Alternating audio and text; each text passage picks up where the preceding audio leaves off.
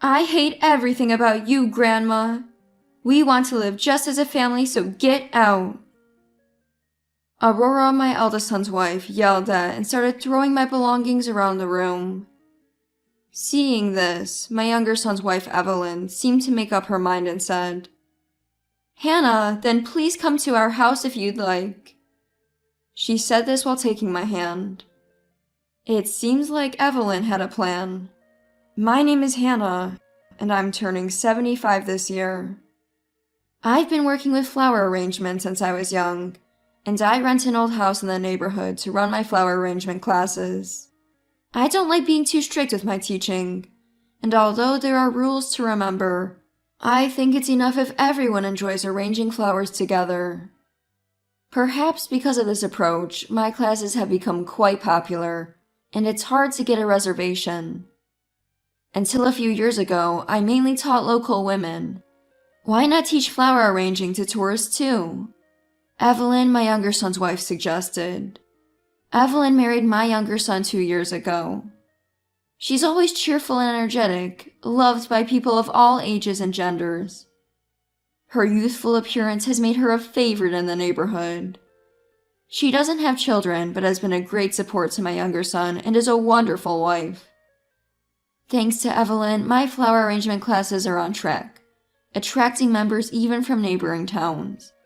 I always wanted to work as much as possible in my later years and not be a financial burden to my sons. My husband still works as a tax consultant at 70, so I too wanted to have a job. So it's a blessing that my flower arrangement classes are popular and provide a stable income. However, my biggest worry is Aurora, the wife of my eldest son with whom we live.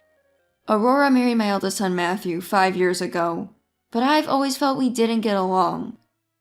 Their marriage was a shotgun wedding due to Aurora's pregnancy. Thinking they would be financially strained, I suggested they live with us for a few years until things settled.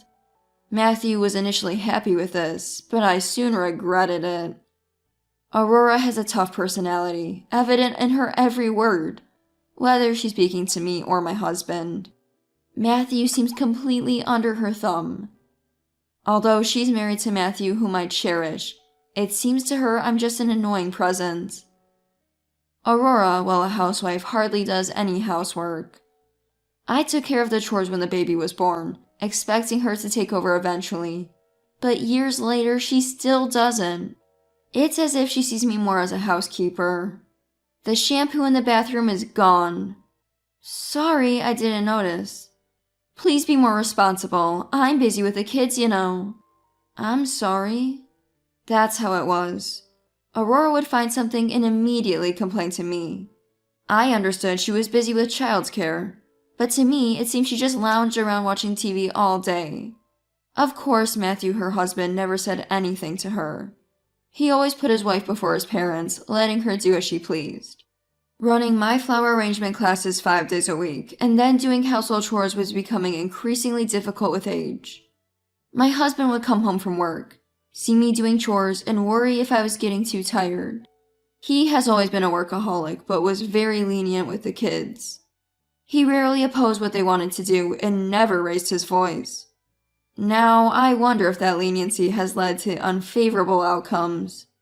Maybe I was too indulgent, he said, looking sad. I was starting to think about finding a new place for my eldest son's family so my husband and I could live quietly by ourselves. One day, after shopping and preparing lunch, I noticed it was noisy outside.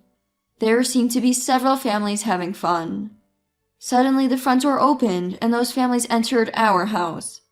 "Excuse us." Come in. The house is a mess, but make yourselves comfortable. Sorry for dropping by like this. It's fine, don't worry about it. With that, Aurora ushered the other families into the living room. Confused by this sudden event, I was now dealing with 5 adults and 5 children. 10 people suddenly in my house. Aurora, what's this about? It's okay, don't worry, just go over there. The other family started spreading out store-bought dishes and began a party in the living room. Of course, I wasn't informed about any of this. I was overwhelmed, my house suddenly overrun by a large group. The children not being watched by the adults were misbehaving, opening our fridge, jumping on the sofa. Not wanting to be in such a house, I decided to go out for a while, do some shopping, and distract myself. Relaxing in a cafe, reading a book, and browsing new shops, I lost track of time. And before I knew it, it was 4 p.m. Thinking I should return home to prepare dinner, I worried about the state of the house. When I got back, I could still hear the noise inside. They haven't left yet. Feeling heavy-hearted but knowing I had to ask them to leave, I entered the house and approached Aurora. Then she said something unbelievable. "Oh, these people are staying over tonight." "What? But the rooms are—" "We'll use your room for them, so you should stay in a hotel tonight." That's absurd. Suddenly faced with such an unreasonable demand, I was at a loss. I immediately called my husband and explained the situation. Even he was shocked, saying, "What?" But it seemed like there was nothing he could do since other families were already at our house. So I contacted my younger son Robert and decided to stay with him for a day. Robert, having heard the situation, was surprised by Aurora's domineering behavior but gladly agreed to let us stay. "Sorry for calling out of the blue." "Don't worry about it. I'm often away for work, and Evelyn will be happy to have someone to talk to," he said, comforting us. "It must have been hard for you. You can stay with us as long as you need." "Thank you, that's a relief. But what about Aurora? Didn't she say anything to you, Hannah?" I was just as shocked. "Actually, we've been having trouble too." Evelyn then began to talk about the troubles with my eldest son's family. It turned out that the younger son's family had lent them money. They weren't exactly well off, but since they didn't have children, they decided to help out a bit. However, the repayment deadline had passed, and they were making excuses not to pay back. Especially Aurora, who even got angry and made excuses, causing quite a problem. The younger son and his wife. "We'll just consider the money we gave as a gift and let it go." It seems that they have decided to go with that idea. I wish they could pay it back, though. It was a significant amount. "How much did you lend?" $10,000. "What? Such a large sum? I've been giving them money every month, too." "Really?" "I, too, have been giving my eldest son money every month. Since my grandchild was born, I thought they might need it, so I gave them $1,000 monthly, yet they still seem short on money. Of course, they don't pay rent since the house belongs to my husband and me. It was a mystery where all that money was going." A week later, after finishing my flower arrangement class and returning home, I saw a white truck parked in front of the house. "What's this?" Curiously looking, I saw workers who seemed like contractors coming out of the house. "We'll contact you again once we have the estimate." "Okay, thank you so much," Aurora responded with a smile. "Aurora, what's happening?" "Oh, nothing really." Aurora acted as if she wanted to keep it from me. "But they were talking about an estimate." "Well, we're planning a home renovation. That was the estimate." Her shocking revelation made me raise my voice. "What? I haven't heard anything about this. When was this decided?"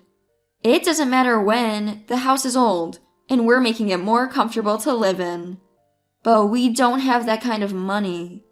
The first thing that concerned me was the issue of money. I couldn't believe my eldest son's family, who always relied on me, would pay for the renovation themselves. "For the comfort of our family, please take care of it. We don't have the money to pay," Aurora said. That's absurd. Unbelievably, Aurora had decided to renovate the house without consulting me or my husband. Our house, indeed old, didn't urgently need renovations. There were no steep stairs or significant level changes. Upon asking, it turned out Aurora wanted to remodel the rooms to make them stylish. She felt embarrassed living in an old house while her friends had trendy homes. Her childish reasoning left me speechless. Moreover, I had been thinking about asking the eldest son's family to find a new place, but Aurora's plan suggested they intended to stay long-term. The thought of living together for many more years made me feel gloomy. Reaching my limit, I decided to vent to Evelyn. Both of us troubled by the eldest son's family, it had become easier to share our frustrations. She started talking about renovating on her own? Unbelievable! Yes, and it looks like we're expected to pay. Is there any way to stop her? After I said this, Evelyn seemed to have an idea. Let's teach that couple a lesson. How? I have the perfect plan. Let's fight back now. Saying this, Evelyn began to devise a strategy with an excited look. A week later, Evelyn came to my house. She had some kind of recording device in her hand. Aurora, when will you return the money? What? I can't right now. We have a child after all. Aurora refused to repay the borrowed money, using her child as an excuse. Frustrated by her attitude, both Evelyn and I grew increasingly irritated. Well, our grandchild is starting elementary school soon, so perhaps it's time for you to move out. I'm getting old and want to live peacefully. What are you talking about? We're about to renovate. There's no way we're leaving. Caught off guard by mine and Evelyn's suggestion, Aurora panicked but refused all our demands. I hate everything about you.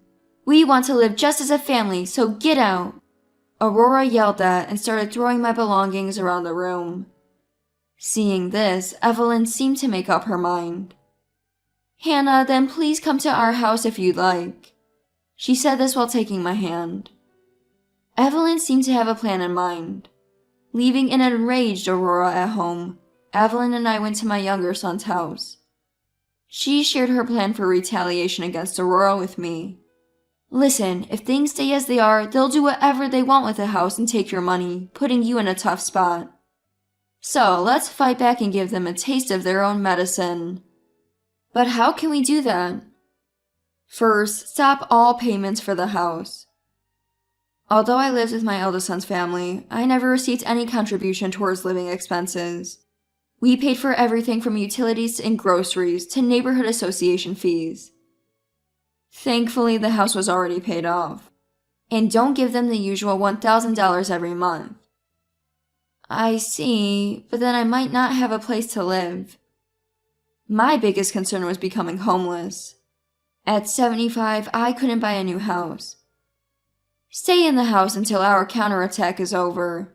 That way, it won't matter if the water or electricity gets cut off. That makes sense.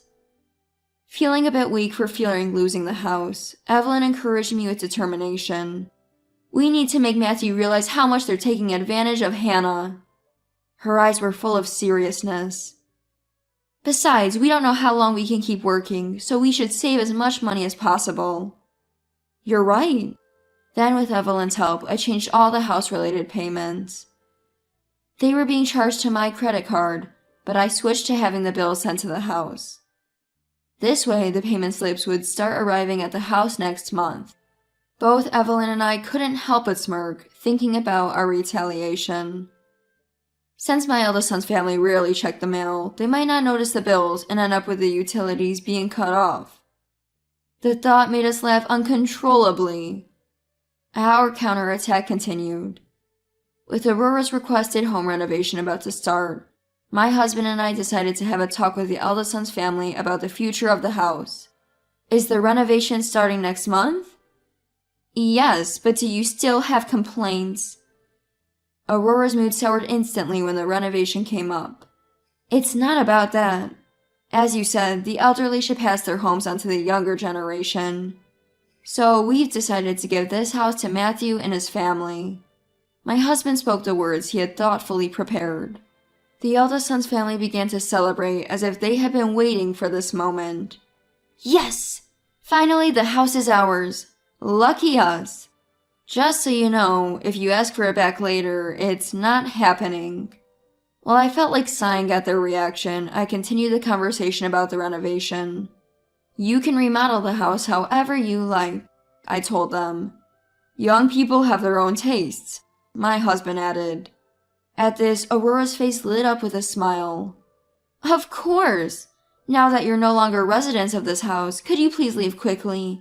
This is our house now. Leave, she says. Make sure to move out your stuff quickly. Despite being irritated by Aurora's attitude, I reminded myself that this was all part of our retaliation and held back. Soon after, Evelyn helped me pack our belongings and move them to my younger son's house. I'm always causing trouble for you. What are you talking about, Hannah? The real counterattack is just beginning. While talking like this, we moved our belongings into the house. The estimate from the remodeling company had already arrived, and both my younger son's family and I were shocked at the amount. Not just changing the wallpaper and flooring, but they planned to relocate stairs and change the layout. The cost was as much as building a new house. Can they even afford such an amount? Probably not, but it's their own doing. I can't believe they're expecting us to pay for this. Due to Aurora's insistence, the remodeling was almost a complete overhaul of the house. The contractor even said it would be cheaper to buy a new house. But the eldest son's family, thinking we would pay, seemed to be moving forward with the renovation to their liking. Aurora spent her days not doing housework, but poring over interior design magazines. Seeing her like this made me want to start a retaliation right away. We had already informed the remodeling company about their payment. We are giving the house to our son and his wife, so please charge them for everything. The amount in the estimate is fine. The company agreed, and once a significant down payment was made, the work would begin. The down payment was over $10,000. I doubted Matthew and Aurora had such money, but I decided to watch how things would unfold. A few days later, an infuriated Aurora came to my younger son's house. What is this about us having to pay? Why? Why? We told you to do as you like since we're leaving, I replied.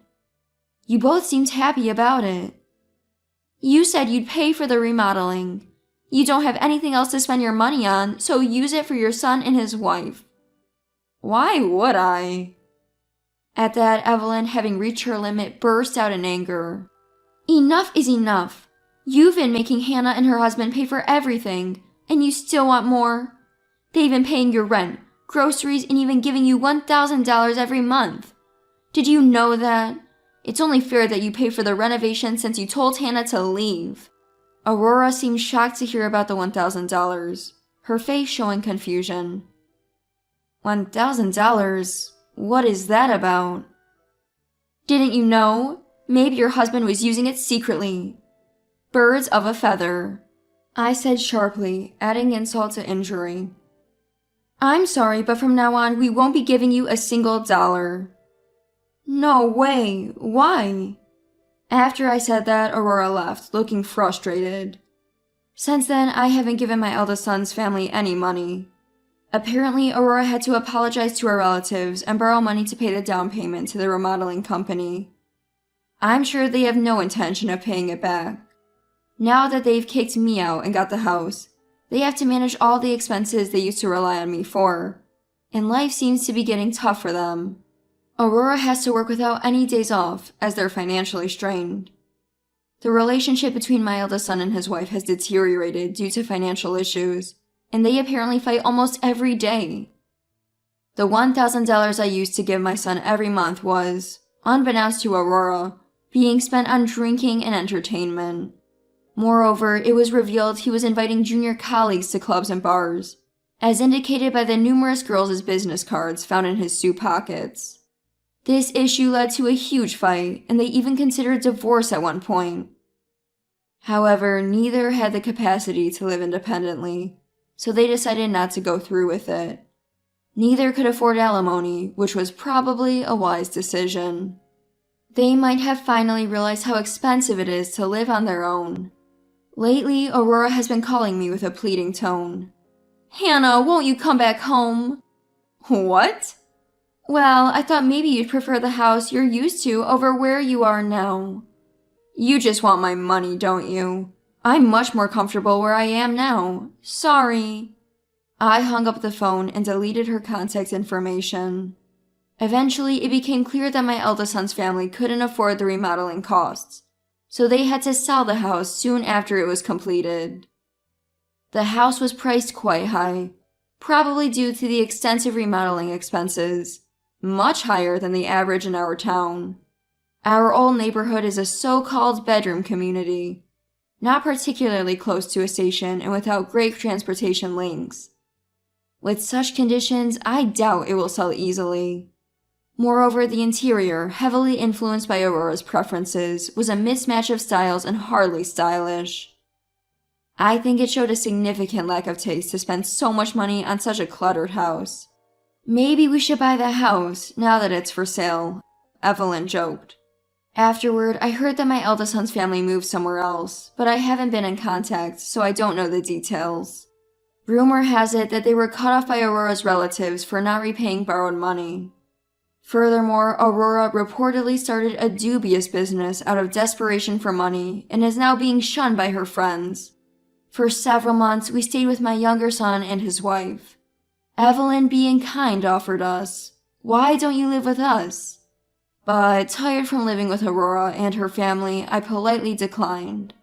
Instead, Evelyn arranged for us to rent an old house owned by her relatives that they were looking for tenants for. It was an astonishing 120-year-old traditional house. I fell in love with it at first sight. My husband and I, fond of old things, gratefully agreed to rent it. We were offered an unbelievably low rent as family, which we deeply appreciated. The house, grand and full of character, was perfect for my flower arrangement classes. It was even better than the old house I had been renting before, likely attracting more students. I'm motivated to continue with my flower arrangement classes. Changing our living situation made me realize how abnormal the relationship with my eldest son's family had been. I hope my eldest son and his wife learn to value the people around them more than their use of money. If they do, they might find help in times of need, as life is about helping each other. I'm thankful to Evelyn for this realization. I'm proud of my son for marrying such a wonderful woman. I don't know how long I have left, but I plan to continue supporting my younger son and his wife as much as I can.